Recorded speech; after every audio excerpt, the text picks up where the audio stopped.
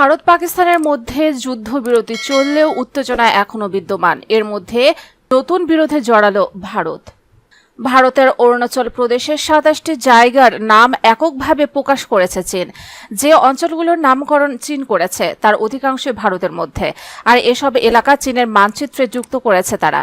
এ নিয়ে তীব্র প্রতিক্রিয়া জানিয়েছে ভারত। ভারতের সংবাদ মাধ্যম ইন্ডিয়া টুডে বলছে, ১১ থেকে ১২ মে অরুণাচল প্রদেশের ২৭টি এলাকার নাম নতুন করে রাখে চীন।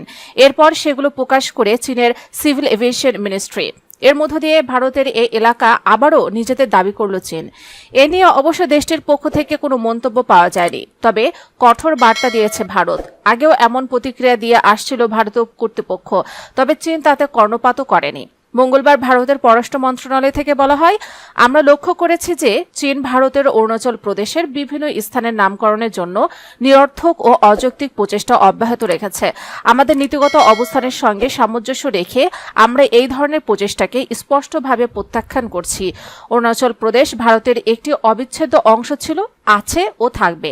নতুন করে নামকরণ এই অনস্বীকার্য বাস্তবতাকে পরিবর্তন করবে না।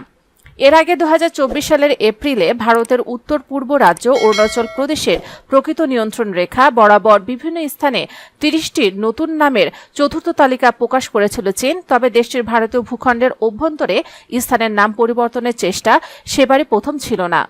এর আগে ২০১৭ সালে বেইজিং অরুণাচল প্রদেশের ৬টি স্থানের জন্য নামের প্রাথমিক তালিকা প্রকাশ করেছিল। এরপর ২০২১ সালে ১৫টি স্থানের একটি দ্বিতীয় তালিকা প্রকাশ করা হয়।